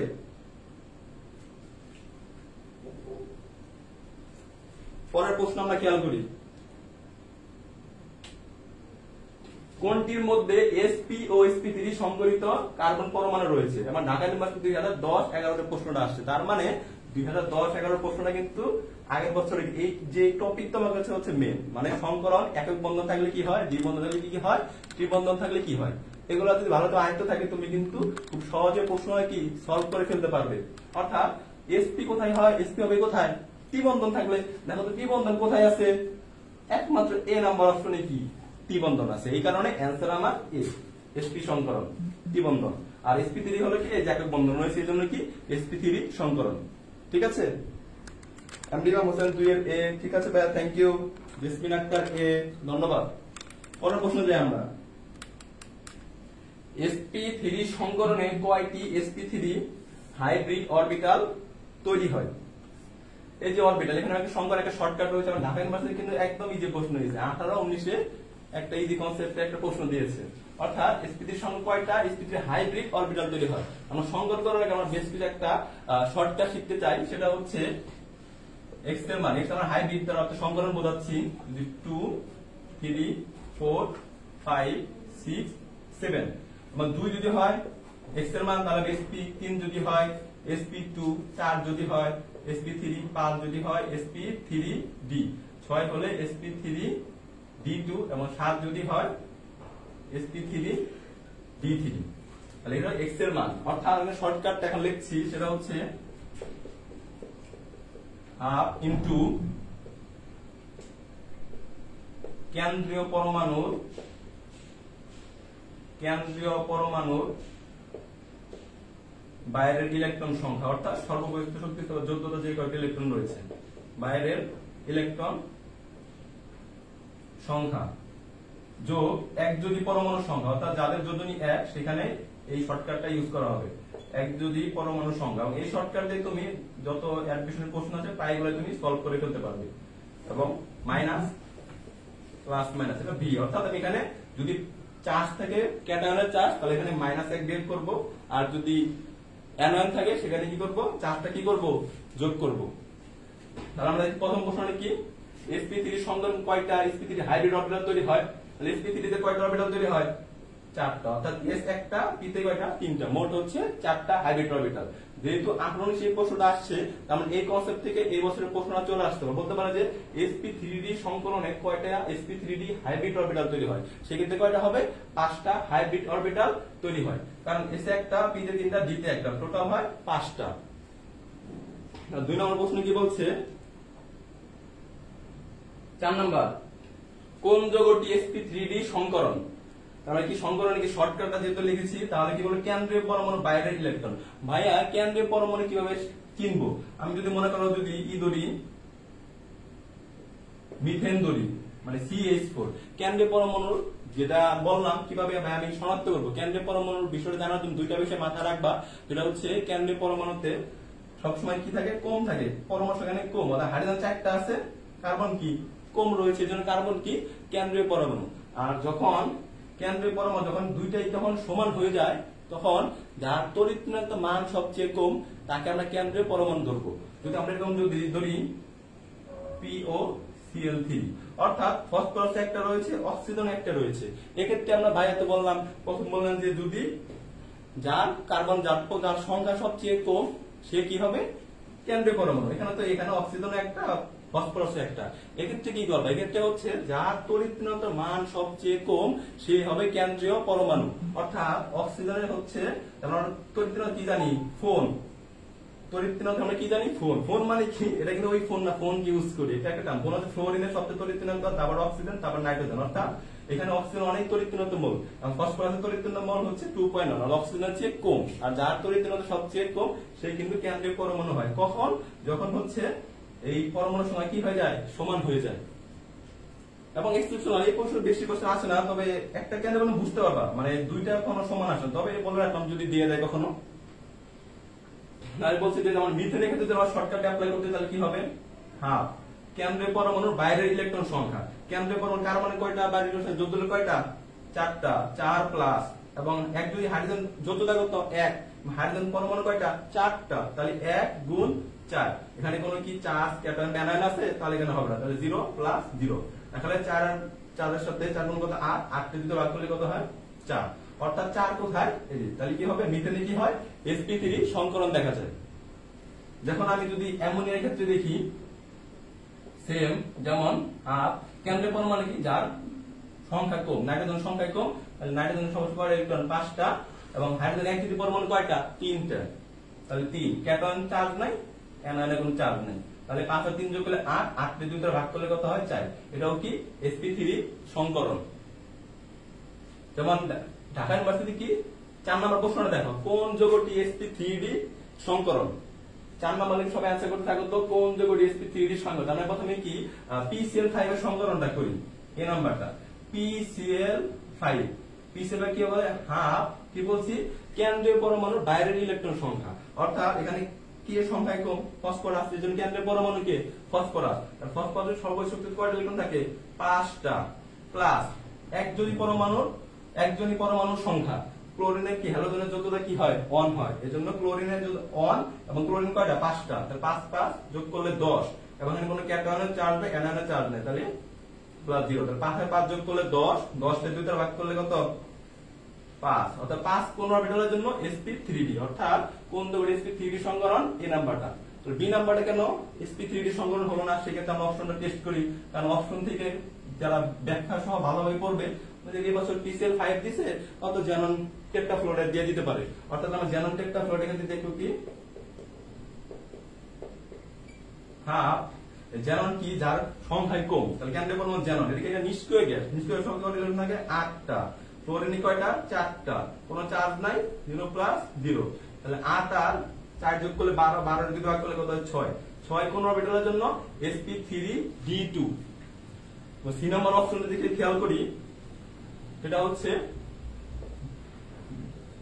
bf3, অর্থাৎ এখানে কি হাফ ব্রোমের সবশক্তিতে কয়টা ইলেকট্রন থাকে 3টা, এবং ফ্লোরিন যোজনী কত 1, 3টা আছে 3, 0 প্লাস 0, অর্থাৎ এখানে যোগ করলে কত 6, 6 এর 2 ভাগ করলে 3, 3 কোথায় sp2 সংকরণ, সি নাম্বার কি sp2 সংকরণ। ডি নাম্বার কি মিথেন, মিথেনের প্রথমে করাই দিলাম, এটা কি sp3 সংকরণ। আশা করি তোমরা সবাই শর্টকাটটা বুঝতে পেরেছো, এই শর্টকাট দিয়ে তোমরা বিভিন্ন বাসিতে আসা প্রশ্নগুলো সলভ করে ফেলতে পারো অতি সহজেই। তারপর বলছি কোনটির বন্ধন কোণ সবচেয়ে বড়। তো বন্ধন কোণ, বন্ধনের ক্ষেত্রে তোমাদের একটা বিষয় খেয়াল রাখতে হবে, যেমন sp যদি সংকরণ হয় সেক্ষেত্রে বন্ধন কোণ হয় 180 ডিগ্রি, sp2 সংকরণের ক্ষেত্রে 120 ডিগ্রি, sp3 তে হয় 109.5 ডিগ্রি, এবং sp3 তে হয় 90 ডিগ্রি হয় কোন সময়, বা 120 ডিগ্রি হয়। এই পাঁচটা জানলে হবে। আর এটা হচ্ছে যে অষ্টতুল্য C হলেও কি এখানে 90 ডিগ্রি হয়। অর্থাৎ যদি sp সংকরণ হয় সেক্ষেত্রে কি 180 ডিগ্রি, sp2 120, sp3 সংকরণ হলে 9.5 ডিগ্রি, এবং যদি sp3d হয় তাহলে 90 ডিগ্রি বা 120 ডিগ্রি হয়। সেটা চিত্র অনুযায়ী আমাকে এটা করতে হয়। তাহলে কি করব, কোনটির বন্ধন কোণ সবচেয়ে বড়, তাহলে আমরা সংকরণ বের করি। যেমন আমরা মিথেনে কি ইত্যাদি বের করলাম sp3, অ্যামোনিয়াতে কি sp3, পানিতে sp3, বলনে কি বোরন ট্রাইক্লোরাইড, এখানেও কি sp3, অর্থাৎ চারটা সংকরণ কিন্তু সেম, এর মধ্যে বন্ধন কোণ সবচেয়ে বড়, অর্থাৎ বন্ধন কোণ হওয়ার কথা হচ্ছে 109.5, যেহেতু sp3 সংকরণ, কিন্তু এখানে কিন্তু একটা লন পেয়ার একটা ইলেকট্রন সম্পর্ক রয়েছে। কিছু আমাদের বন্ধন কোণ মনে রাখতে হবে, যেহেতু ঢাকা ইউনিভার্সিটিতে 2007 সালে প্রশ্ন আসছে এবং 2008 সালে আসলে কোনটি বন্ধন সবচেয়ে ছোট, দুইটা সাল আমি একসাথে একত্রিত করেছি। অর্থাৎ আমাকে মনে রাখতে হবে মিথেনের বন্ধন কোণ কত 109.5 ডিগ্রি, অ্যামোনিয়ার বন্ধন কোণ 160 ডিগ্রি হয়। একটা শর্টকাট হচ্ছে যদি একটা লোন পেয়ার থাকে সেক্ষেত্রে এই যে হওয়ার কথা হচ্ছে sp3, যেহেতু একটা লোন পেয়ার আছে এই জন্য 2.5 ডিগ্রি কমে যাবে, অর্থাৎ এখন হয় যে 5 থেকে 2.5 ডিগ্রি দিয়ে কত 160 ডিগ্রি আসে। তো পানির ক্ষেত্রে কি হয়, পানির ক্ষেত্রে কি হয়, পানি হচ্ছে কি sp3 সংকরণ, তাহলে পানিতে কয়টা লোন পেয়ার 2টা, এই কারণে কি 2.5 যদি একটা লোন পেয়ারের জন্য 2.5 যদি কমে তাহলে 2টার জন্য কত কমবে 5, অর্থাৎ 109.5 থেকে যদি 5 বিয়োগ করলে কত আসে 104.5 ডিগ্রি। আর বলতে বোরন ট্রাইক্লোরাইড, বোরন ট্রাইক্লোরাইড সংকরণটা দেখি, বোরন ট্রাইক্লোরাইডের সংকরণটা কি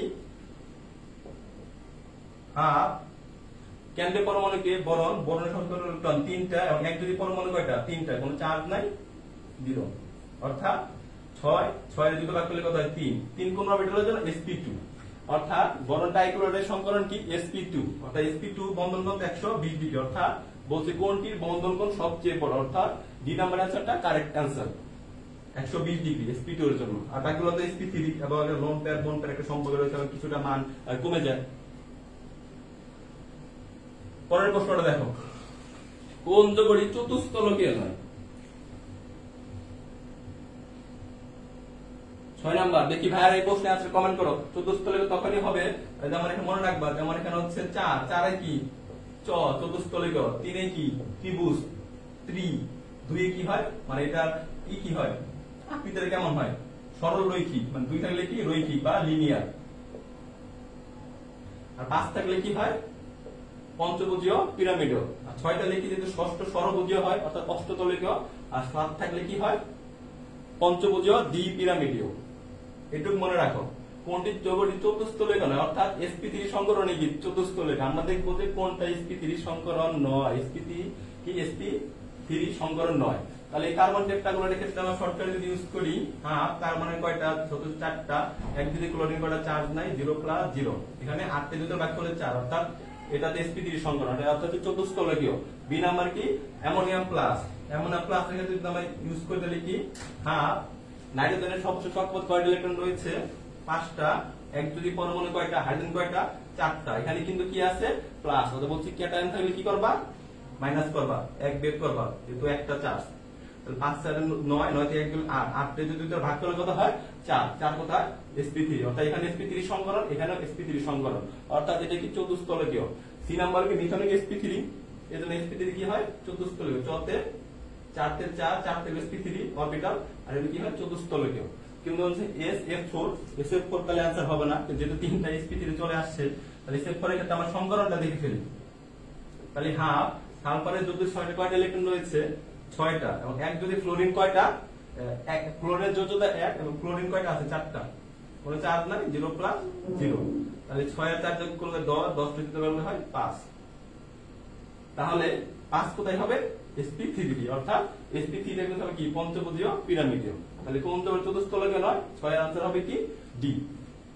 আশা করি তোমরা সবাই বুঝতে পেরেছো। এবং এই টপিকটা একটু অনেকে তোমাদের ভাইয়া তো এত পড়াচ্ছি কেন, কারণ তোমাদের অনেকের কনসেপ্টটা এখনো ক্লিয়ার না, যেহেতু ওই সংগ্রহ বিগত প্রত্যেক বছর একটা প্রশ্ন আসতেছে, এজন্যই এই টপিকটা একটু বিস্তারিত আলোচনা করলাম। যদি এখন বিস্তারিত তেমন সুযোগ নেই, পরবর্তীতে একাডেমিক ক্লাসে এগুলো বিস্তারিত আলোচনা করা যাবে।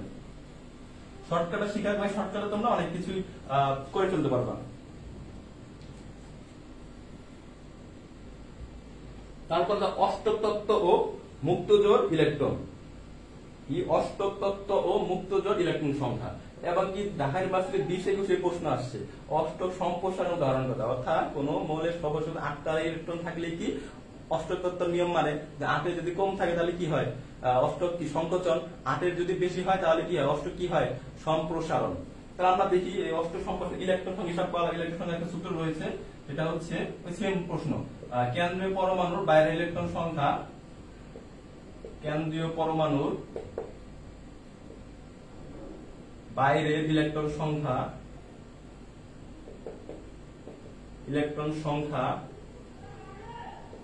প্লাস অপর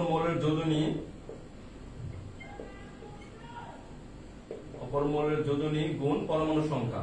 মানে কয়টা পরমাণু রয়েছে? পরমাণু সংখ্যা।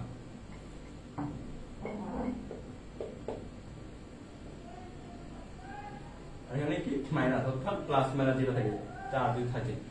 অষ্টক সম্প্রসারণ, আমরা ইলেকট্রন নিরপেক্ষ বেরিলিয়ামের সবসময় ইলেকট্রন 2টা, ক্লোরিন কত হয়? 2টা, 4 হয়। তাহলে কি এটা অষ্টক সংকোচন। 8 এর কো মানে হচ্ছে ফসফরাস পেন্টাক্লোরাইড, ফসফরাসের কত? 5টা, ক্লোরিন কয়টা? 5, অর্থাৎ 8 এর বেশি, অর্থাৎ একের কি হবে? B number. সি নাম্বার কেন হলো না? বোরনের সর্বশক্তি কয়টা ইলেকট্রন থাকে? 3টা, ক্লোরিন কয়টা? 3টা, 3 যোগ করলে হয় কি? 6, অষ্টক সংকোচন। আর ডি নাম্বার কি? অ্যালুমিনিয়াম টাইক্লোরাইড, অ্যালুমিনিয়াম সর্বশক্তি 3টা, ক্লোরিন 3টা, 3 আর 3 যোগ করলে কত হয়? 6, অর্থাৎ এ নাম্বার, সি নাম্বার বা ডি নাম্বার কি? অষ্টক সংকোচন, এবং বি নাম্বারটা হচ্ছে অষ্টক সম্প্রসারণ, অর্থাৎ 8 এর বেশি ইলেকট্রন থাকে। এটা ঢাকা ইউনিভার্সিটি 2020-21 সালের প্রশ্ন।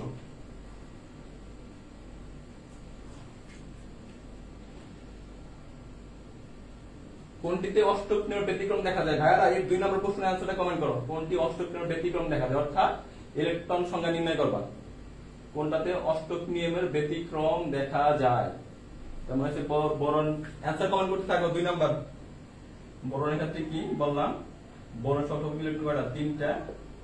এক যদি ক্লোরিনের যোজনী কত? 1 এবং 3টা, 3 3 যোগ করলে হয় 6। এখানে কি 8 এর চেয়ে কম, অষ্টকের 6 হল ইলেকট্রন।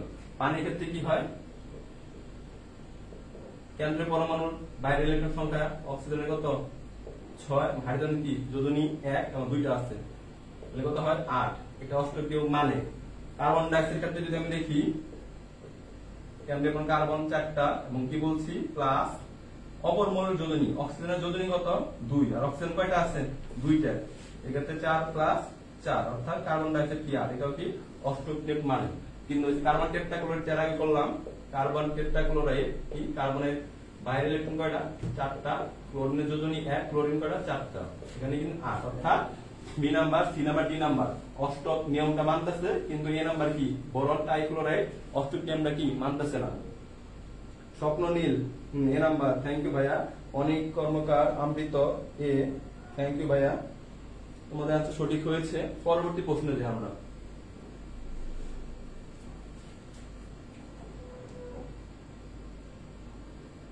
4 নম্বর প্রশ্ন দেখো, কোনটি অক্টেট নিয়ম অনুসরণ করে না, অর্থাৎ অষ্টক তত্ত্ব মানে না। অর্থাৎ ঢাকা ইউনিভার্সিটি 2006-07 সালের প্রশ্ন কিন্তু 20-21 আসছে। তার মানে কি বলছে, অষ্টক সম্প্রসারণ উদাহরণ কোনটা, এমনকি এর আগে কিন্তু একটা অষ্টক ব্যতিক্রম আছে। অর্থাৎ টপিক যদি বিগত কত বছর আগে প্রশ্ন 20-21 রিপিট হয়েছে, টপিক রিপিট হয়েছে, প্রশ্ন তার সেম রিপিট হয়নি। এখানে কি অষ্টক নিয়ম অনুসরণ করে না। যেমন কার্বনে যদি 8 মানে, যেমন হচ্ছে পানির ক্ষেত্রে কি হয় 8 মানে, নাইট্রোজেনের ক্ষেত্রে কিন্তু 8, নাইট্রোজেন সবসময় 5টা ইলেকট্রন আর ক্লোরিন 3টা 8, কিন্তু জেনন ডাইফ্লোরাইডে কি হয়, জেনন নিষ্ক্রিয় অবস্থায় কি হয় সবসময় 8টা ইলেকট্রন, আর ফ্লোরিন কি হয় 2টা, 8 আর 2 করে 10, অর্থাৎ বি নাম্বারটি কি অক্টেট নিয়ম অনুসরণ করে না, অর্থাৎ 8 এর বেশি ইলেকট্রন হয়ে যায়। ইমাম হোসেন 4 এর বি। থ্যাংক ইউ ভাইয়া। পরের প্রশ্ন যাচ্ছি। 3 নাম্বার, কোন যোগে নিঃসঙ্গ ইলেকট্রন জোড় আছে, অর্থাৎ লন পেয়ার, আর মুক্ত জোড় ইলেকট্রন জোড় আছে। মুক্ত ইলেকট্রন একটা শর্টকাট রয়েছে, মুক্ত ইলেকট্রন শর্টকাট নিয়ম হচ্ছে আগেরটা মতোই, মুক্ত ইলেকট্রন সংখ্যার ক্ষেত্রে তুমি কি করবে, এখানে কেন্দ্রীয় মলের কেন্দ্রীয় পরমাণুর বাইরের ইলেকট্রন এখানে কি করবে, মাইনাস করবা। যখন তুমি মুক্ত বা নিঃসঙ্গ ইলেকট্রন জোড় বের করতে যাবা, তখন সেম অপর মোলের যোজনী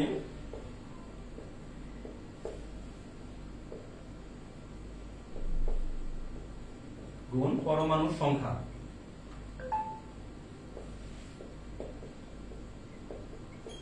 বলে কি মাইনাস প্লাস মাইনাস যদি চার্জ থাকে, তখন কি নিঃসঙ্গ ইলেকট্রন জোড়। মিথানের ক্ষেত্রে নিঃসঙ্গ ইলেকট্রন জোড় দেখি, মিথানের ক্ষেত্রে কেন্দ্রের পরমাণু কি কার্বন, কার্বনে কয়টা 4টা মাইনাস, হাইড্রোজেনের যোজনী কত 1, কয়টা আছে 4টা, অর্থাৎ 4 4 বের করলে 0। মিথেনে নিঃসঙ্গ ইলেকট্রন জোড় নাই। বোরন ট্রাইক্লোরাইডের ক্ষেত্রে যদি দেখি, বোরনে কি আছে 3টা, আর ক্লোরিন কয়টা 3টা, এখানে নিঃসঙ্গ ইলেকট্রন জোড় নাই। বেরিলিয়াম ক্লোরাইডের ক্ষেত্রে যদি দেখি, বেরিলিয়ামের সবচেয়ে ইলেকট্রন কয়টা 2টা, আর মাইনাস ক্লোরিন কয়টা, যোজনী 1, ক্লোরিন 2টা, তাহলে এখানে কত 0, অর্থাৎ এ নাম্বার বি নাম্বার সি তে কি নিঃসঙ্গ ইলেকট্রন জোড় নাই। ডি নাম্বার কি অ্যামোনিয়ার ক্ষেত্রে যদি দেখি, অ্যামোনিয়াটা অবশ্যই আছে কিভাবে, নাইট্রোজেনের কেন্দ্রের পরমাণু, কারণ যেহেতু কম পরিমাণে আছে, ইলেকট্রন করা সকল বহিস্তরে 5টা, পরে কি করব মাইনাস, নিঃসঙ্গ ইলেকট্রন জোড় ক্ষেত্রে কি করব মাইনাস, আর অষ্টক সংকোচন বা প্রসারণের ক্ষেত্রে যদি বেশি ইলেকট্রন বের করি কি দেব প্লাস, আর সেম সূত্র। হাইড্রোজেন কত 3, অর্থাৎ 2, অর্থাৎ কি এক জোড়া মুক্ত জোড় রয়েছে। কোন যোগে নিঃসঙ্গ ইলেকট্রন জোড় রয়েছে, বি নাম্বার অ্যামোনিয়া। আশা করি সবাই এই শর্টকাটটা বুঝতে পেরেছে।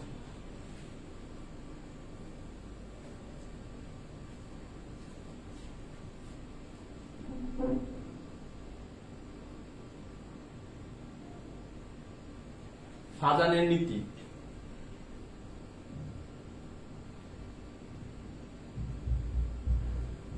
এবং এই ফাজানের নীতিটা হচ্ছে মোস্ট ইম্পর্টেন্ট। এখানে কিন্তু অনেকবার প্রশ্ন আসে ফাজানের নীতি থেকে, এবং আর দুটা টপিক আছে, একটা হচ্ছে ফাজানের নীতি আর হচ্ছে হাইড্রোজেন বন্ধন। এই দুটা টপিক পড়ানো শেষ হলে আজকের লাইভ ক্লাস শেষ হয়ে যাবে। তো যারা এরকম ধৈর্য ধারণ করেছিলে, আর কিছুক্ষণ আজ তোমরা লাইভটা শেষ করে যাও, তাহলে তোমাদের পড়ার অনেক, যারা যেহেতু এখন নতুন করে পড়ার কিছু নেই, যার শুধু প্রশ্ন ব্যাংকগুলো তুমি সলভ করতেছো, তোমার নলেজে ওটা ভালোভাবে আছে কিনা, তুমি শুধু অ্যান্সার গুলা কমেন্ট করতে থাকবা।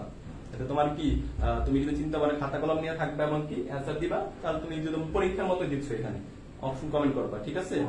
কারণ ফাজারের নীতি কি আমরা নিয়ম জানি কি, ফাজারের নীতি এত বিস্তারিত যে আলোচনা করবো না, কারণ অনেকক্ষণ হয়ে গেছে ক্লাসে, অনেকে যেটা বলতেছে ভাইয়া সাজেশন ক্লাস নিচ্ছেন, এত বিস্তারিত পড়ানোর দরকার কি, ঠিক আছে ভাইয়া তোমরা অনেক কিছুই পারো, সেক্ষেত্রে ফাজারের নীতি কি লিখলে টাইম নষ্ট হবে, ঠিক আছে দ্রুত গতি শেষ করে দিচ্ছি।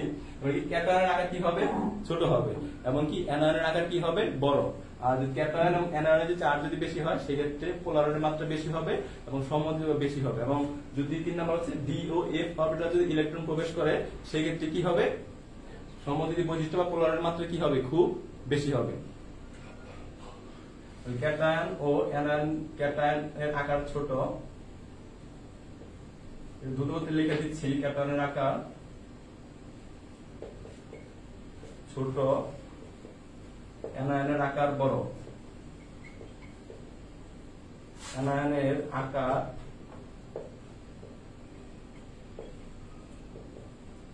বড়। 2 হচ্ছে ক্যাটায়ন ও অ্যানায়নের কি চার্জ, ক্যাটায়ন অ্যানায়নে কি দেখবো চার্জ।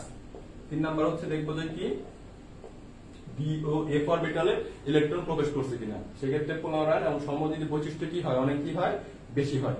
তো আমরা 1 নাম্বার প্রশ্নটা দেখি।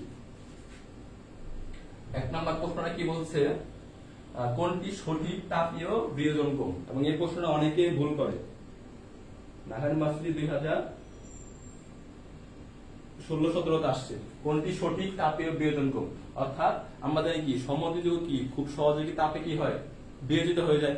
আমরা সমযোজী বৈশিষ্ট্য আমরা কি ইউজ করব, সাজানের নীতি। এখানে কি কি ক্যাটায়ন আছে, beryllium, magnesium carbonate, calcium carbonate. অর্থাৎ কার্বন এখানে ফিক্সড, অর্থাৎ কার্বনেট তেমন কাজ নাই, আমরা কেবল ক্যাটায়ন নেব। কি আছে, বেরিলিয়াম 2+, ম্যাগনেসিয়াম 2+, ক্যালসিয়াম 2+। এভাবে লিখি, বিরিয়ানি, মোগলাই, কাবাব সরিয়ে বাটিতে রাখো।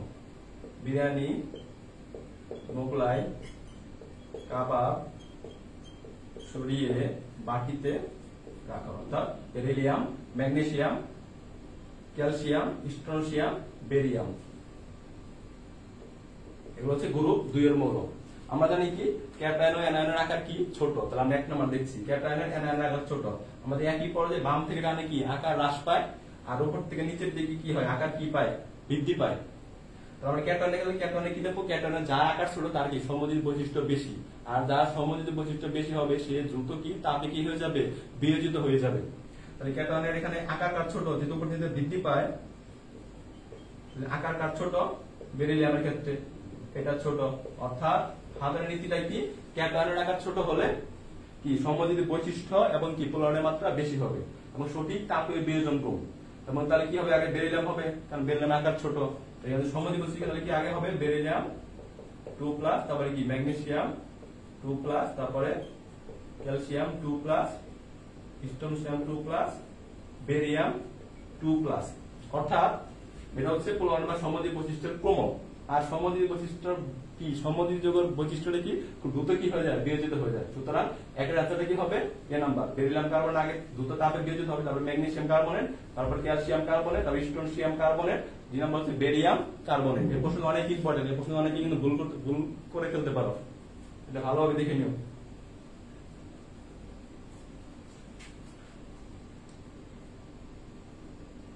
দুই নাম্বার, কোনটি সমযোজী বৈশিষ্ট্য বেশি। ভাইয়া এই প্রশ্নের অ্যান্সারটা কমেন্ট করো, কোনটি সমযোজী বৈশিষ্ট্য বেশি।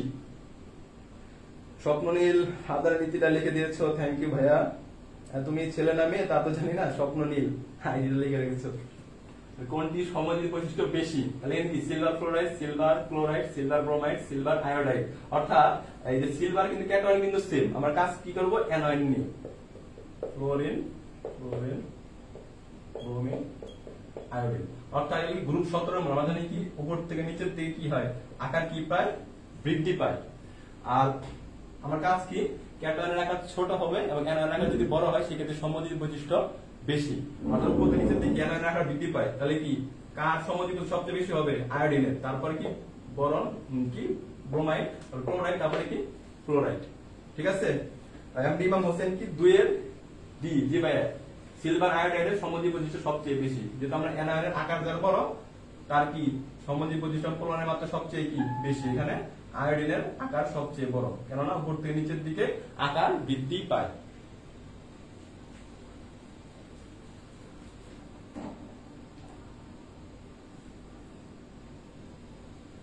তিন নম্বর প্রশ্ন দেখো তো, নিম্নে 2% W/B জলীয় দ্রবণে কোনটির স্ফুটনাঙ্ক সবচেয়ে বেশি। দেখি ভাইয়া এই প্রশ্নের আনসারটা দাও। 3 নাম্বার, নিম্নের 2% W/B জলীয় দ্রবণে কোনটির স্ফুটনাঙ্ক সবচেয়ে বেশি। আমরা কি জানি আয়নের যুগে সবকিছু কি বেশি বেশি, গলনাঙ্ক বিস্ফোরণ সবচেয়ে বেশি, এবং সমযোজী যুগে কি হয়, গলনাঙ্ক বিস্ফোরণে কি হয়, কম হয়। অর্থাৎ আমি সাধারণ রুলস ইউজ করতে পারি। অর্থাৎ সোডিয়াম ক্লোরাইড, এই potassium chloride, rubidium chloride, sodium bromide, আমরা কি না কাজ করব, ক্যাটায়ন নিয়ে কাজ করব। কারণ ক্লোরাইড এখানে তো সেম আছে, তাহলে কি সোডিয়াম, তারপর হচ্ছে পটাশিয়াম, তারপর হচ্ছে রুবিডিয়াম।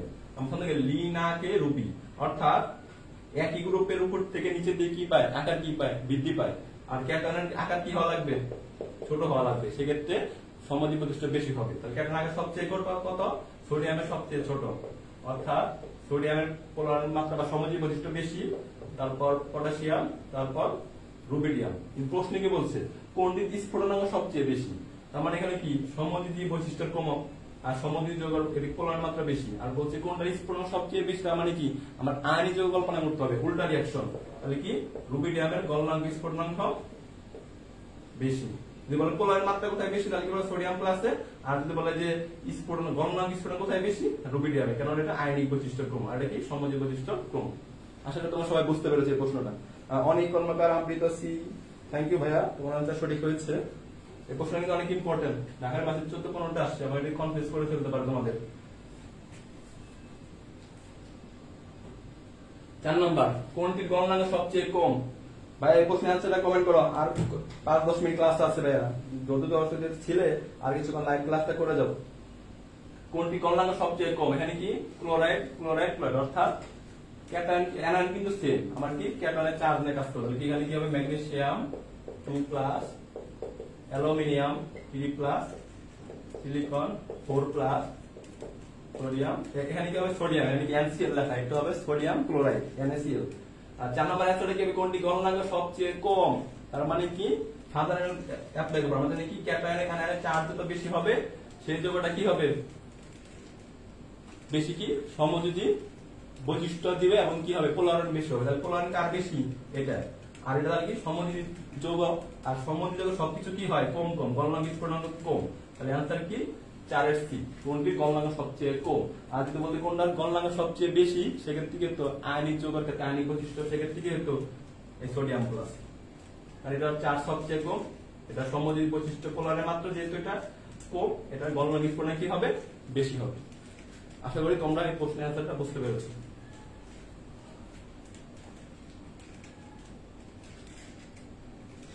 লাস্ট টপিক, আজকে ক্লাসের লাস্ট টপিক হাইড্রোজেন বন্ধন।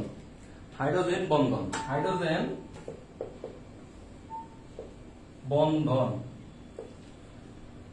একটা মনে করবা যে হাইড্রোজেনের সাথে সবসময় মনে রাখবা যে ফোন, হাইড্রোজেন ফোন ইউজ করতে খুব কি করে ভালোবাসে।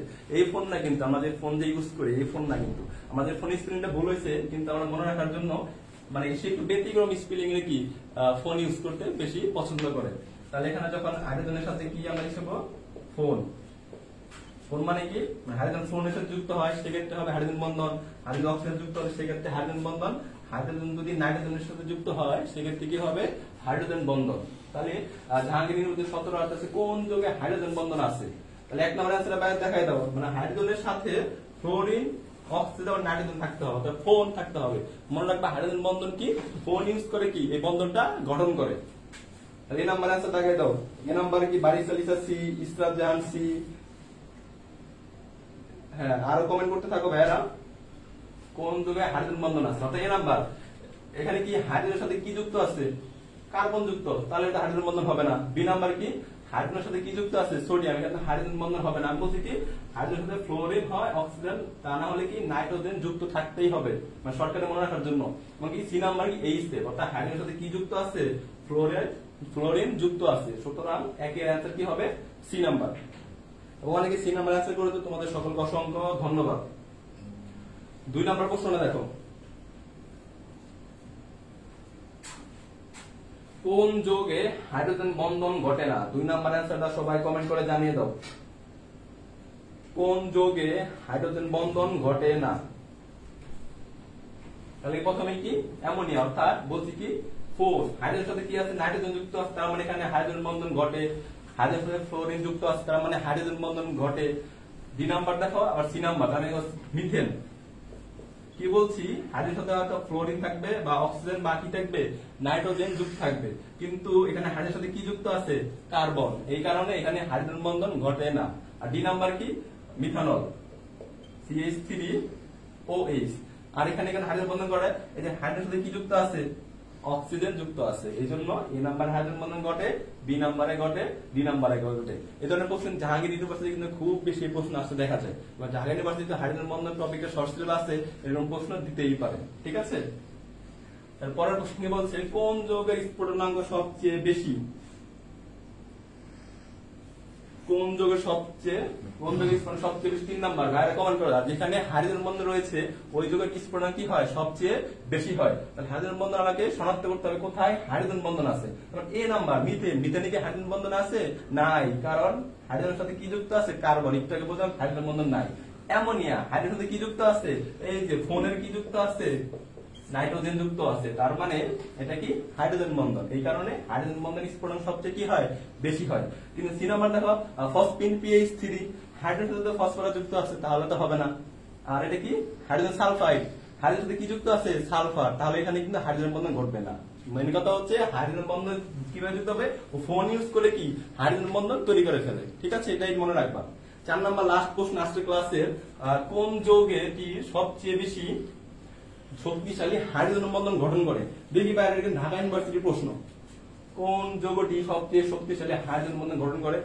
লেখা হয় নাই, তবে ঢাকা ইউনিভার্সিটির প্রশ্ন। ভাই লাস্ট প্রশ্নে আছে, সবাই কমেন্ট করো। তাহলে এখানে দেখো আমি জানি হাইড্রোজেন বন্ধন স্ফুটনাঙ্ক সবচেয়ে বেশি হয়। যেমন দেখো যে ইথানল কি ও এই যুক্ত আছে, হাইড্রোজেন অক্সিজেন যুক্ত আছে, এখানেও হাইড্রোজেন বন্ধন ঘটে। তারপরে ইথানিক অ্যাসিড, এই যে CH3COH, অর্থাৎ এখানে কি হাইড্রোজেন অক্সিজেন যুক্ত আছে, তার মানে এখানে কি হাইড্রোজেন বন্ধন ঘটে। পানির সাথে হাইড্রোজেন বন্ধন, অ্যামোনিয়ার ক্ষেত্রেও কি হাইড্রোজেন বন্ধন, অর্থাৎ সব ক্ষেত্রে ব্যর্থ হাইড্রোজেন বন্ধন গঠন হইতেছে। তাহলে কোন যৌগটি সবচেয়ে শক্তিশালী হাইড্রোজেন বন্ধন গঠন করে, শক্তিশালী হাইড্রোজেন গঠন করে তখনই যেটা ডাইমার গঠন করতে পারে। হাইড্রোজেন মধ্যে দুই প্রকার, একটা হচ্ছে অন্তঃআণবিক আর কি আন্তঃআণবিক। আন্তঃআণবিকের মধ্যে একটা টপিক আছে ডাইমার, যারা ডাইমার গঠন করতে পারে তারা সবচেয়ে শক্তিশালী হাইড্রোজেন বন্ধন গঠন করতে পারে। তাহলে তুমি স্ফুটনাঙ্ক মধ্যে দেখতে পারো ইথানলের স্ফুটনাঙ্ক হচ্ছে 78.3°C, ইথানিক অ্যাসিডের স্ফুটনাঙ্ক হচ্ছে 118°C, 118°C, এবং পানির স্ফুটনাঙ্ক কত 100°C। সবাই আমরা সেই ক্লাস 1 থেকে বা প্লে থেকে আমরা শিখে আসতেছি পানির স্ফুটনাঙ্ক কত। আর অ্যামোনিয়ার স্ফুটনাঙ্ক কত -33 অ্যামোনিয়ার স্ফুটনাঙ্ক। তাহলে কার স্ফুটনাঙ্ক সবচেয়ে বেশি, ইথানিক অ্যাসিড। আবার কি আরো শক্তিশালী বন্ধন গঠন করে, কারণ ইথানিক অ্যাসিড ডাইমার হিসেবে গঠন করে, এই কারণে ইথানিক অ্যাসিড সবচেয়ে শক্তিশালী বন্ধন গঠন করে। আর একটু মনে রাখবা যে অ্যালডিহাইড কি এবং কি কারণে হাইড্রোজেন গঠন করতে পারে। যেমন অ্যালডিহাইড CH3CHO, অর্থাৎ আমি যেটা ভাঙিয়ে লিখি কার্বন CHO,